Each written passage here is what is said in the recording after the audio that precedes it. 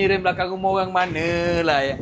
Ini adalah proses untuk fitting. Maksudnya kita cari dulu tayar-tayar second hand untuk kita try fitting. Kita pun tak tahu rem 17 Mesa ni dengan EK9 dia tu sesuai dengan tayar apa. Tak tahu tapi kita fitting dulu lah untuk dapatkan saiz yang cantik untuk kereta EK9 ni. Tidak dapat saiz yang cantik baru kita order tayar tersebut. Yang ni kita acu-acu. Apa panggil lah? Acu-acu Acu-acu kot. Zam, ni rem ori ke rem ayam brand ni? Ni betul-betul ori. Ya? Nampak dia. Mana ni? Oh. Ini rem berapa tahun tak berjalan ni?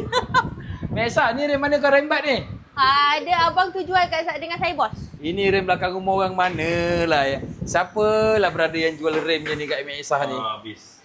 Kan? Lebih viral ni. Dekat dalam AZ Tire sikit punya banyak rem, tengok sini. Mesa, kau tengok sini. Kau tengok dalam ni. Punyalah banyak rem kat dalam ni, Mesa. Akallah tak ada satu pun yang berkenan di hati kau.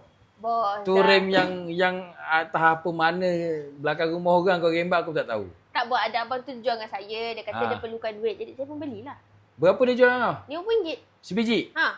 Sebiji 50, 4 biji Ha. 200. Ha.